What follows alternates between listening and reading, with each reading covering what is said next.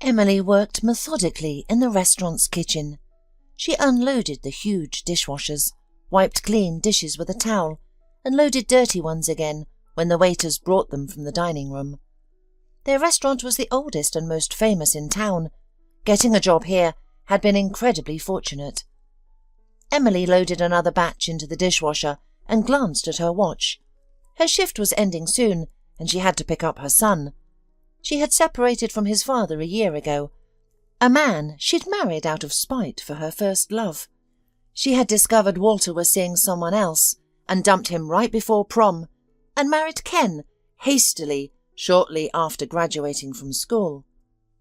Her husband was controlling, forbidding her to work or pursue higher education, and then, 6 years ago, Emily became pregnant with her long-awaited son, and now she was working the restaurant, with hours that allowed her to pick up her child from daycare on time. Everyone was quite happy, but their family life gradually crumbled. Ken was rarely at home, spending all his spare time with his buddies. And a year ago, he suddenly announced, "I've fallen in love with someone else. We've been together for 2 years and we're expecting a baby. Let's divorce quickly. You and Tommy can't stay here. My new wife will move into this apartment. Find a place to live, and I'll help with money. Let's split up peacefully, without fighting over property or alimony." "Fine," Emily replied simply. "I'm glad you at least had the decency to tell me yourself." "Well, what's there to hide? But it's good you're not being dramatic. Others would throw a tantrum." "Don't worry, Emily," her mother-in-law interjected. "I'll see Tommy and help out." Emily just nodded resignedly. She found a tiny but cheap apartment for rent next to the restaurant. Her landlady, Mrs. Allen, lived in the adjacent place with her alcoholic son, Scott. At first, he even made unwanted advances. "So, you're my mother's new tenant," Scott accosted her at the entrance. His greasy hair hung in his face, his blue eyes glinting. "I'm Scott. And your name, babe?" "Emily," the woman replied. "But excuse me, I'm rushing." "What's the rush? If you're in such a hurry, you can be kicked out right away. Won't take long. Let's get acquainted properly. Sit and talk." "I need to pick up my son from kindergarten," Emily protested. "Watch who you're talking to. You're talking to the apartment's landlord," Scott snarled, grabbing Emily's arms roughly, and began forcing her into the apartment. She was saved by keys, which she had in her hands. With her makeshift weapon, she struck Scott's leg, using all her might. Once, twice, 3 times. His grip loosened. Mrs. Allen burst out of her door, wielding a broom, which she brought down on Scott's back. "You fool! Why are you harassing my tenants? You bloodsucker! Always stealing my pension, and now you want to drive away my tenants? No wonder no one stays here. It must be your doing." "She attacked me first, look!" yelled her son, showing his torn pant leg. "Serves you right. You'll heal like a dog anyway," Mrs. Allen retorted, then turned to Emily. "Don't be angry with him. He's a fool, crude and insolent, but cowardly. Just don't move out, and I'll keep him in line." "All right," nodded Emily, who had nowhere else to go anyway. "But let him know he won't get off so easily next time." Scott learned his lesson after a few more rebuffs and quieted down, barely causing trouble anymore. Soon, Ken and Emily divorced. Ken even helped Emily with the move. However, that was it. As expected, Emily never received the promised help. Ken didn't even call, showing little interest in his son. However, Emily's personal issues paled in comparison to her work situation. Emily's relationship with the administrator was strained. Deborah was an angry and jealous woman, though beautiful. When she hired Emily, she emphasized, "I value loyalty in people, do you understand? You must be loyal to me. If you notice anything important, report it to me." "Are you trying to make me a spy?" Emily protested. "Besides, Others won't confide in a mere dishwasher. Don't worry. People relax when they view you as furniture, Deborah smirked. Just keep your eyes and ears open. That way, you might last longer than others. Emily learned her lesson and avoided arguing with her boss, but she never snitched on her co-workers. All this year, Emily had firmly endured Deborah's constant nagging and complaints. She could burst into Emily's workspace unexpectedly to check plate cleanliness and sanitary compliance, often making up new requirements on the spot. Yet Emily didn't complain. Her earnings were decent enough to support herself and her son, with tips shared among staff after each shift. This day, after her shifts, Emily would hurry to the kindergarten. Tommy would be dressed and waiting, walking near the porch with the security guard. "Tommy, let's go home," she said cheerfully. "We'll stop by the bakery on the way. We still have time." "Oh, great! I've been craving cheesecake all day, Mum. You can't imagine." Tommy chatted excitedly. "By the way, I need a suit, tie, bow tie, and white shirt for our New Year's performance. I forgot to tell you. Mrs. Fowley says we need to start dance rehearsals, and I need the costume by Monday."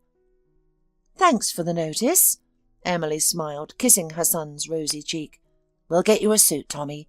You'll be my most handsome gentleman at the ball." "Mum, you're too exaggerating," her son laughed. "But we are getting lessons from a special instructor. Mrs. Fowley says he's a champion dancer." Emily checked her smartphone to find hundreds of messages in the parents' chat. She had the next day off while Tommy was invited to a friend's birthday party. The woman planned to use her time to buy a costume for her son, but the prices for new items were too high. With a week until payday, Emily felt discouraged. Then she remembered the nearby flea market, where bargains could sometimes be found. She went there and immediately spotted an elderly woman selling an almost new suit. Nothing fancy, but classic. "How much is it?" Emily asked. "I need it for my son's performance." "I'll give you a good price. It's practically new. My grandson only wore it twice before it went into storage," the woman replied. "Take it, dear. You won't regret it."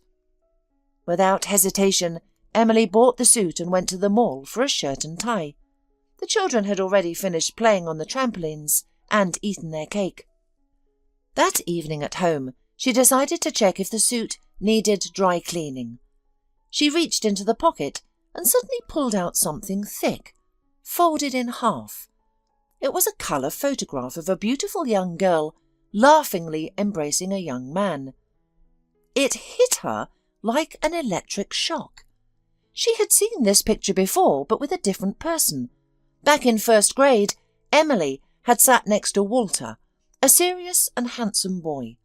He was raised by his grandmother after his parents, both geologists, went missing on an expedition. Emily and Walter, too, lived in neighbouring yards, so they always walked home from school together. Walter carried her briefcase and protected her from bullies. Emily's mother, still alive and healthy then, adored Walter and approved of her daughter's friendship with him.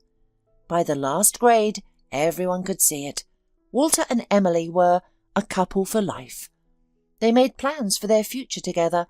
Even the teachers smiled knowingly at their union. But right before graduation, nasty Hilary confronted Emily. Hilary was the queen of the school, a rich girl who came to school in a chauffeur-driven car. "Listen, you wretch, come here," Hilary snarled. "I'll show you something interesting." "What do you want from me? Talk to your girlfriends," Emily asked sullenly. "Look at this picture." Hilary thrust a photo at her. "Your precious Walter looks so happy with me." Emily studied the photo. Hilary wasn't lying. There she was, sitting on Walter's lap, hugging him. Emily threw the picture aside and rushed to the classroom. There, in front of everyone, she demanded to be sat away from Walter. She felt it beneath her dignity to let the traitor explain. Though Walter insisted, Nothing was happening between him and Hilary, even pleading Emily's mother to influence her daughter. It was futile. Then Emily's mother was diagnosed with cancer. Emily couldn't focus on trivial matters. Besides, Walter attended prom with Hilary, seemingly confirming the story. Soon after, Ken entered her life, appearing reliable at the time. Sadly, her mother didn't live a year after that. Their apartment turned out to be company-provided housing. Emily, now an adult, found herself homeless. That's when Ken proposed. But now Emily held another photo in her hands. Unmistakably, it was Hilary, in the same posing on someone's lap. Except the man wasn't Walter. Could it have been fake all along? Had she believed a deceiver who simply wanted to separate them? Even years later, the thought brought pain and regret for Emily. The woman barely slept that night. The next morning, she could hardly wait for the flea market to open.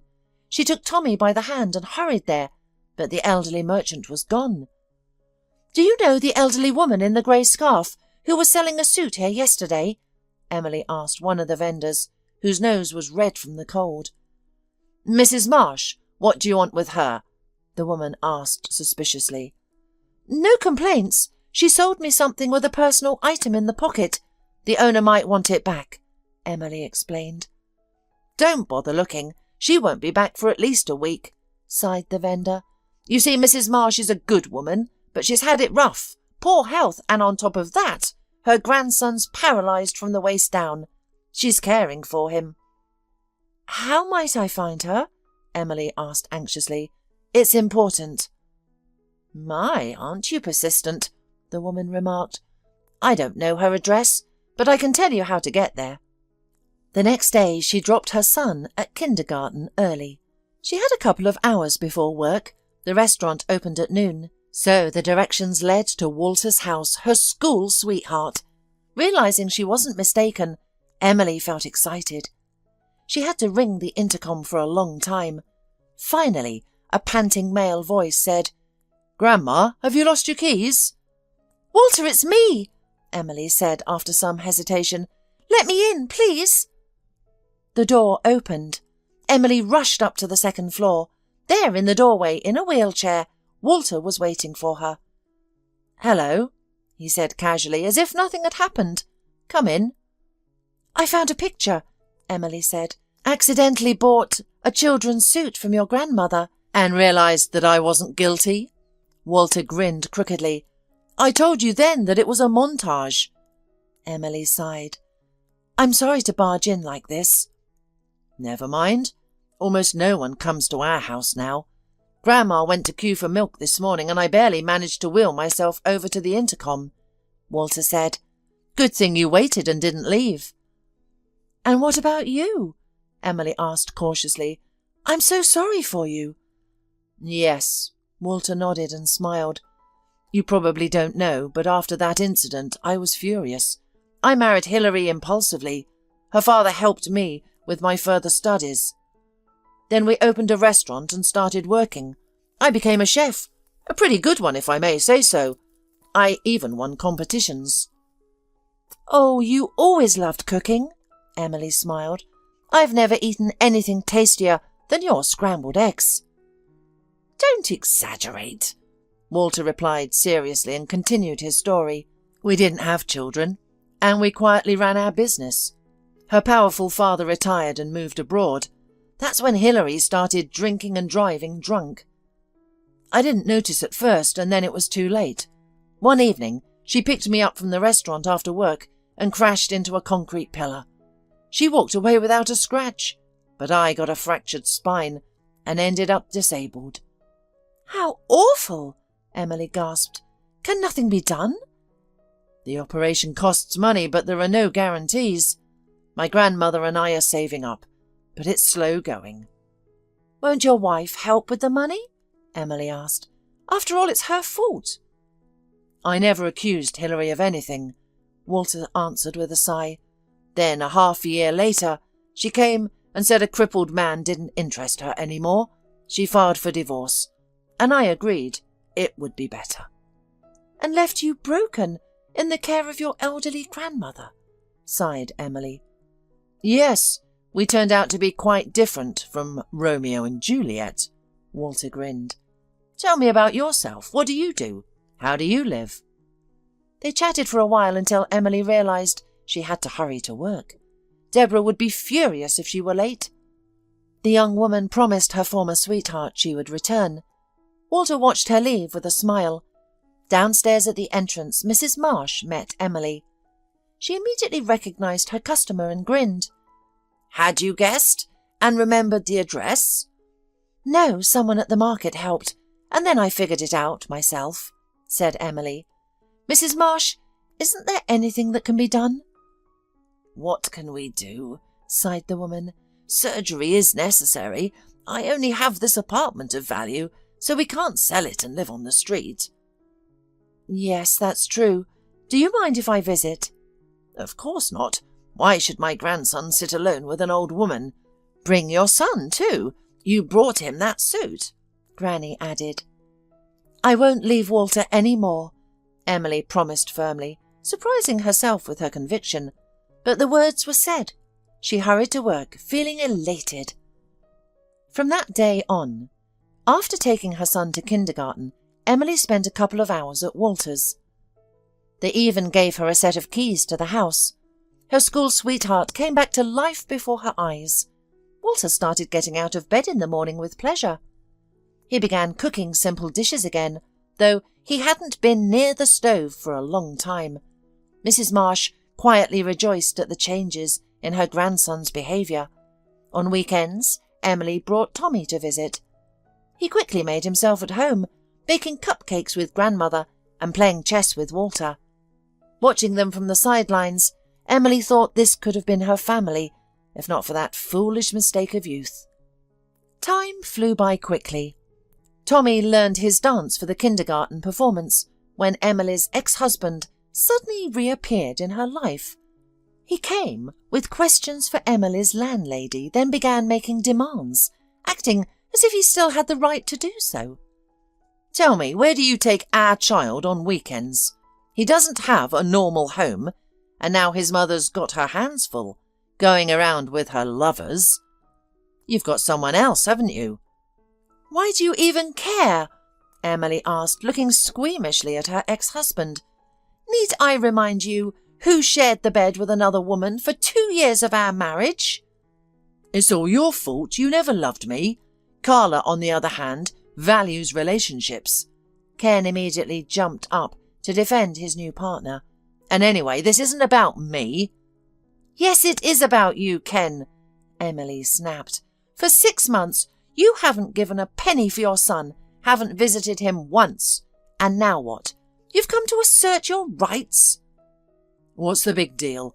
The boy isn't starving. He has a mother. You haven't filed for child support. Well, I will. You and your mother convinced me you'd help on your own. By the way, you said before the divorce that your wife was pregnant. Where's the baby? It's been a year already. Or is your Carla an elephant? They carry longer. We're not discussing that, her ex-husband barked. Dump your lover, whoever he is, otherwise I'll file for termination of parental rights and take my son. Of course, jealousy took over. You still don't care about Tommy, do you? Ken, I'm not going to listen to your nonsense anymore. Now leave. You can see your son when he's home. Ken struggled to leave her rented flat. Emily felt defenceless against her ex-husband now. If only she could cure Walter, or at least help him walk again. These were just dreams, but she desperately searched for money. Emily decided to be more proactive. She went to the restaurant director.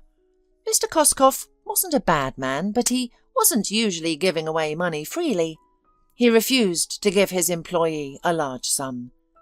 Emily left his office in tears. Then Deborah blocked her path. "Let's talk," she said. "I think you'll be interested. I don't know what you need money for, but you can get some.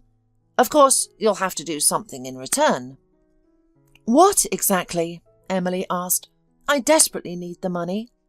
"Well, look," said Deborah when they reached the dishwasher's workplace. "I work for these people. You know this restaurant, also very famous. They want to close our establishment. During this crisis, only one place will survive. I can't risk my reputation, so I need someone else to spoil the dishes. You need money, and my real employer will pay. When this restaurant closes, you'll come to work with me to our competitors."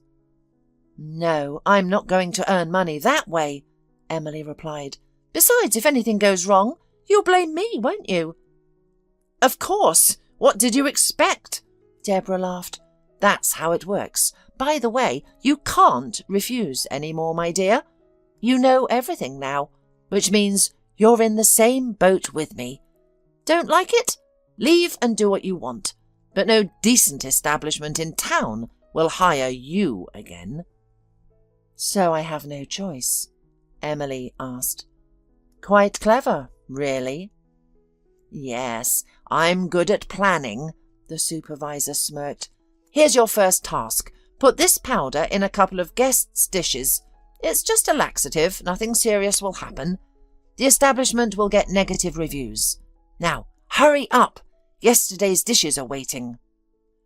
Meanwhile, Emily kept in touch with Walter. He and his grandmother increasingly urged her to move in with them, with Tommy, to save on rent. Plus, Mrs. Marsh could pick up the child early from kindergarten. She seemed rejuvenated since the boy came into her life. But Emily hesitated, afraid of making another mistake. Then Deborah gave her a new task. The mayor was holding a reception at the restaurant. His main requirement was no seafood at the dinner. One of the important guests had a severe seafood allergy. That's what Deborah was counting on.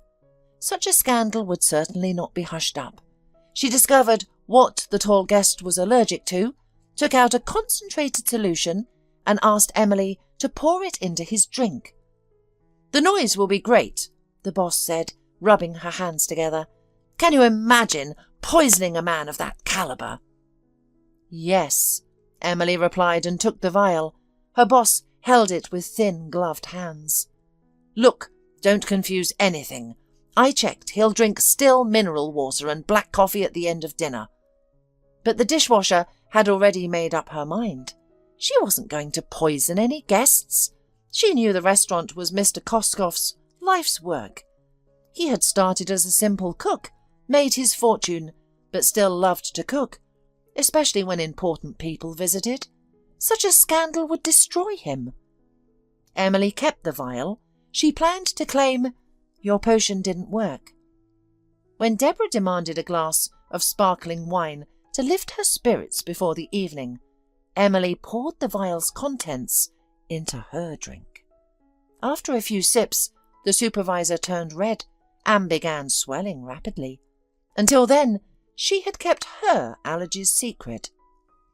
Of course, the woman survived, but she was really frightened from possible consequence. That evening, the reception went splendidly. The staff anticipated generous tips. Emily knew she would never work there again. She quietly finished washing the last plates, removed them from the machine, wiped them, and placed them to their place. The weekend passed, and Monday morning brought a call from Deborah, summoning Emily to collect her final payment. "Thought you could outsmart me," roared her boss. "Well, I'm alive, and now you're unemployed and will be scraping by. You loser." "Better unemployed than a poisoner," Emily replied. "Besides, you hate me. You'd have fired me anyway. What difference does it make, now or later?" "Ah, smarter than you look," Deborah sneered. "Now get out while you still can, and stay out of my way." From the restaurant, Emily went home. Today, she needed to pay the rent. The money she received would be enough for a month.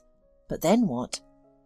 When Emily told all her story to Walter and his grandmother, they immediately sprang into action, and finding helpful neighbours, moved Emily and Tommy's belongings to their apartment. The former landlady, however, promptly informed Ken of Emily's new address, which had been left just in case. The ex-husband promised generous payment for this information, unable to rest, knowing Emily's situation was improving.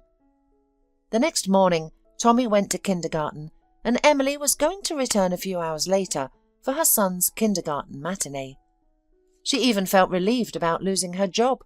Requesting time off from Deborah would have been impossible. Walking back to Walter's house, she entered the apartment building and felt someone catch the closing door behind her. Emily hurried up to the second floor, opened the door and slipped inside, but her ex-husband followed her into the apartment. "Ken, what are you doing? You scared me!"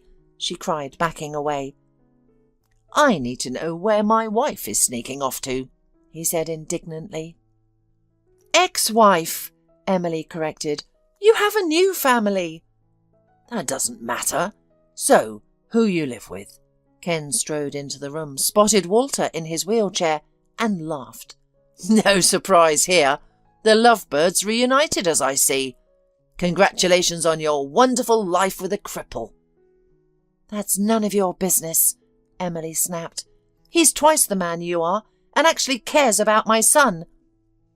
"Is he even my child?" Ken snarled. "Maybe you two never stopped seeing each other. I've been walking around like a fool all these years. Anyway, just wait for the court summons. My child won't live with such an immoral mother. He's better off in boarding school." After Ken left, Emily broke down in tears. She knew he was doing this deliberately to hurt her, but she felt powerless to stop him. Walter tried to comfort her. He reminded her that mothers should look beautiful at the matinee, not be crying. Emily finally calmed down. She put on her favourite dress, which she had once sewn for the prom. She let her hair down, styled it beautifully, did her makeup, and went to the party. Mrs. Marsh was also invited, but cited business and stayed home. Tommy's performance was sensational. He moved noticeably better than the other children. His dance with a girl from the kindergarten earned thunderous applause. The coach, who choreographed the number, was beaming. He approached the children, handed them their prizes, then walked toward Emily. "Are you Tommy's mum?" he asked. "The boy has obvious talent. You've seen it yourself. It can't be taught. It's a natural gift." "Yes, I'm seeing this side of my son for the first time," Emily smiled. "Bring him to my studio. He could become a professional ballroom dancer. He'll win championships, I promise," the coach said, handing her his business card. "Such talent shouldn't be wasted." "We'll do our best," Emily said, lowering her eyes. "I'm temporarily out of work, so paying for lessons will be difficult." "I'm willing to teach Tommy for free," promised the coach, who introduced himself as Ruslan. "And don't worry about expenses like costumes. Someone here has an offer for you." An elegantly dressed, beautiful young woman approached Emily. She was the mother of Tommy's dance partner. "Please don't say no," she began. "I'm Lynn, Melissa's mum. Finding boys for ballroom dancing is a real challenge. Finding a good partner can be harder than buying a car or house. We've been at this for 3 years, so we know what we talk. Your Tommy is exceptional. We're prepared to cover all costume and travel expenses. It's common practice, and our family can easily afford it. Just let Tommy dance with Melissa." "Wow! OK, agreed," Emily smiled. The children truly looked magical together. "And that's with almost no training," Lynn exclaimed. "For the championship, they'll prepare several dances and definitely win a prize." They exchanged contact information, and Lynn even offered to drive Tommy and his mother to and from classes, if needed. After saying goodbye, an elated Tommy walked home. The boy was inspired to dance after his first triumph. Meanwhile, Emily navigated the challenges and joys of motherhood. Deborah continued undermining the restaurant's reputation, attempting to force the establishment's closure. However, she couldn't complete her mission. The owner, unhappy with her staff dismissal policy, decided to contact his former employee directly. "Emily, hello, this is Mr. Koskoff," he said over the phone. "Please tell me, why did you leave?" "I simply disagreed with Deborah," Emily replied, surprised. "Does she claim otherwise?" "No, I just can't understand letting a good employee go. If you're interested in returning, I'll hire you back," Mr. Koskov responded. The next day, over breakfast, Emily shared with Walter how Deborah was working against her boss. Then came the revelation. Walter burst out. "Are you really unaware? Or are you pretending? The competitor's restaurant is run by Hillary, my ex-wife. I created that restaurant, planned everything, then got pushed out because her father provided the funding." "Oh," Emily said, startled. "What a shame. I really had no idea. So, how should we handle this? Could your ex's attempts to destroy her main competitor work in our favour?" "Actually, yes," Walter replied, thoughtfully. "Do you really want your job back?" "Of course," Emily said. "I love our restaurant, and the owner is wonderful. Besides, where else can I go in my situation? No education, no housing, with a small child." "Hold on, you mentioned the administrator Deborah. A tall, attractive brunette around 40, always wearing jewellery?" Walter described. "Yes, that's her," she confirmed. "You look like you've seen her before." "At her own wedding," Walter smirked. "She's Hillary's aunt, her mother's younger sister. They're close friends, since the age gap isn't large. Your former employer truly nurtured a snake in his bosom." "Wow, I wonder if he knows," Emily mused. "Not necessarily. People rarely take interest in others' affairs," Walter replied. "I just remembered this by chance. By the way, I have some information about both of them. Not exactly compromising material, but enough to prove their connection. There's just one problem." "What is it?" Emily asked. "All the photos and videos from my past life are at my dacha. It's a couple of hours from the city by train. By the way, I developed photos too. I was into film." "I'll try to track down the evidence," Emily offered without hesitation. "Just be careful, okay?" Walter asked. "Those places have long been favoured by the homeless. I wouldn't be surprised if they've taken over the dacha. No one's been there for years. I protected you from stray dogs in our childhood, but here I'm powerless. I can't get there in my wheelchair. There's only a forest path from the train station to the woods." The next morning, after taking her son to kindergarten, she put on an old tracksuit, ski jacket, warm hat and gloves, and set off. 3 hours later, she reached the old house through the forest path. Though abandoned and unkempt, there were signs of life. Smoke billowed from the stovepipe. Emily used her key to open the door. An unkempt, middle-aged woman in a stretched jumper blocked her way.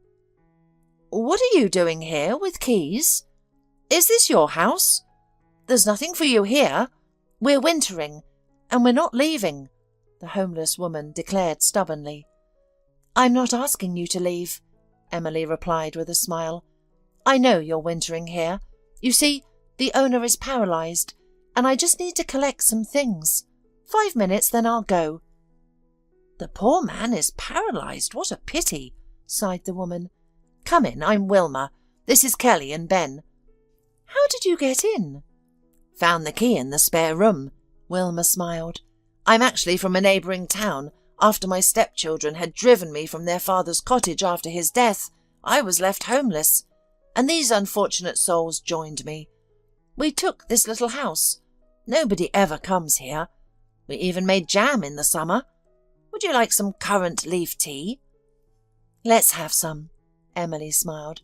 "You know, I doubt Walter and his grandmother would have evicted you. Consider yourselves approved tenants." "That's wonderful," Wilma rejoiced. "We're maintaining the plot and use everything very neatly." "So, where's the storage room with photographic supplies?" "I'll show you, sweetie," Wilma beamed. "What a relief to have the owner's permission. Deep down, I was afraid of getting into jail for trespassing." She led Emily to the storeroom. En route, Emily observed the house, spotlessly clean, without empty bottles or signs of disorder.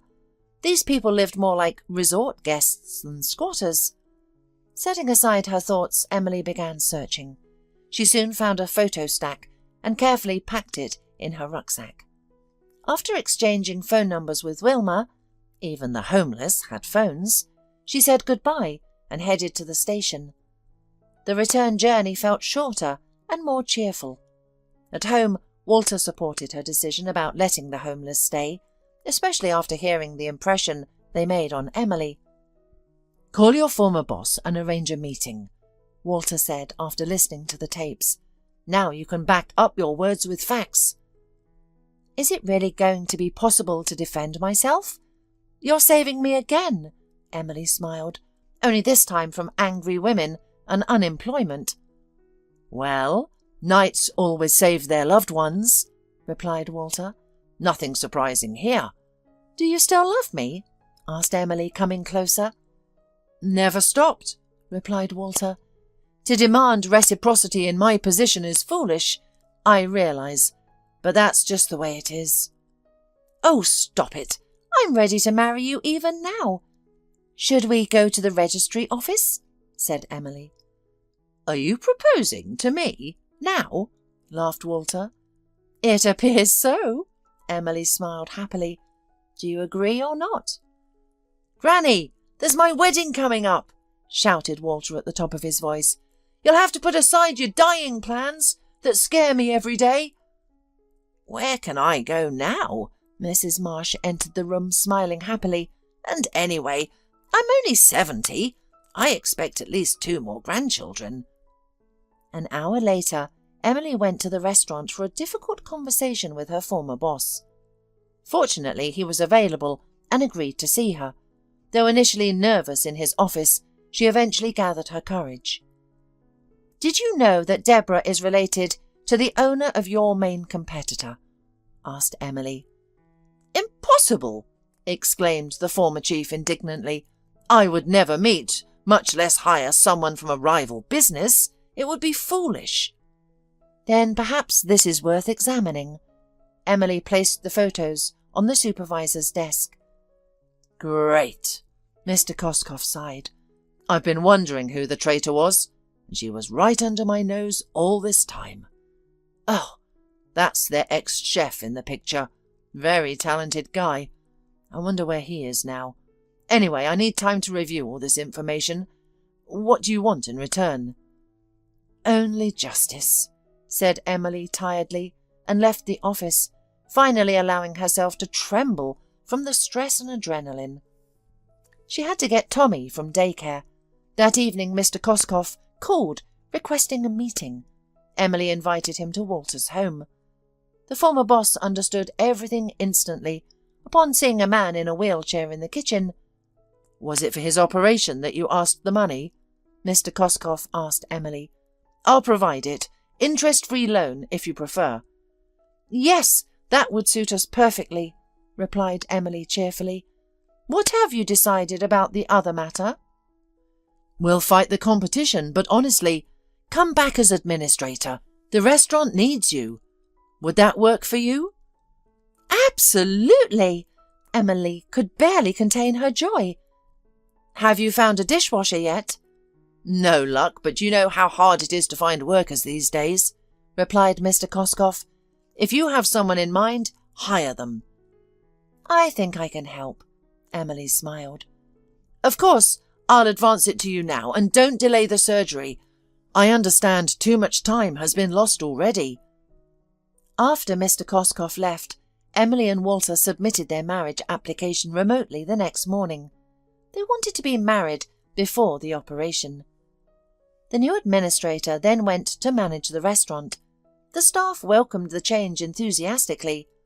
While updating the menu, Emily made a phone call. "Wilma, I have a business proposition. Would you like to try working as a dishwasher at the restaurant under my supervision? I can help with housing too. Come to town and I'll explain everything." That evening, after leaving her son, With Mrs. Walsh and Walter, she met Wilma at the station. The homeless woman stood clutching a large bag, looking lost. Emily took her to her former landlady, paid 2 months' rent in advance. Mr. Koskoff was pleased with a new dishwasher, and Emily got a bonus for finding a new employee. This development didn't escape Ken's notice. The ex-husband appeared at the restaurant one morning to speak with Emily. "Look, we both made a tragic mistake by splitting up, but it's time to fix it," Ken declared. "I'll divorce Carla and we'll reunite. I'll even overlook your sins and betrayal." "Ken, what are you talking about?" Emily cut off his dramatic speech. "You were the one who cheated and left, not me." "I've come to my senses and am ready to spend my life with you. That is, to start a family again," replied Ken, eyeing his ex-wife in her new stylish business suit. Emily looked radiant. "Sorry, I'm not interested," she replied. "Well, then be prepared. One day I'll take Tommy from daycare and you'll never see him again," Ken threatened. "With a mother like you, he doesn't belong here. You live with your lover. You have no home. Meanwhile, my mother and I have 2 apartments. "Ken, your threats don't work anymore. I'm getting married tomorrow and will have my husband's place. Keep embarrassing yourself with empty threats if you like. Or let's go to court. We'll see who's right. The father who hasn't seen his son in a year or paid child support, or the mother who cares for him daily." "Oh, your new position has made you bold," the ex-husband snarled. "Enough of this nonsense. Go on. I have work to do." "You could at least offer me a free coffee," the ex-husband grumbled. "We're not complete strangers." The next day, Emily and Walter became a wife and a husband. Tommy attended and presented his mother with flowers, which Mrs. Marsh had helped him select and purchase. The elderly woman had grown deeply attached to the boy and now considered him her own grandson. 2 weeks later, Walter underwent surgery. It was successful, and the doctors gave optimistic prognoses. A month later, he took his first steps with a walker's support, though he still needed rehabilitation, which Mr. Koskoff helped finance. He explained it this way. "Look, kid, consider my offer. I know you're an exceptional cook and I want one for my restaurant.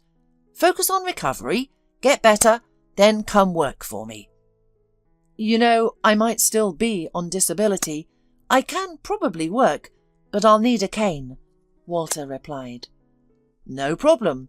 We'll modify the kitchen to accommodate you. We'll make the chef with a cane our signature feature." Mr. Koskoff grinned. "But honestly, I believe in you and medicine." The restaurant owner now regularly drove Emily home after closing, discussing important matters. She learned that 2 other people had been forced to report everything to Deborah out of fear. Now they were free from that obligation. With her information sources, Deborah lost favour with her niece, especially since Hilary had sought solace in wine.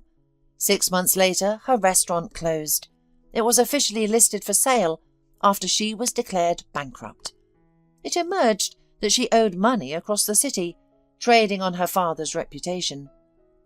Walter completed rehabilitation. His disability status was removed. The young man was returning to life and his beloved profession. He began by cooking at home, then invited Mr. Koskoff for a tasting. After sampling the dishes, Mr. Koskoff immediately insisted on adding them to the restaurant's menu. "This will be remarkable. You're invaluable. It's time to turn to your profession. You're a natural-born chef. You've just proven that to me conclusively." Walter smiled modestly, and soon he was back in his field. Meanwhile, Tommy was thriving in ballroom dancing. He and Melissa won competition after competition. The whole family now cheered him on at competitions. Mrs. Marsh learned all the dance terminology and even joined an adult group at the same dance school.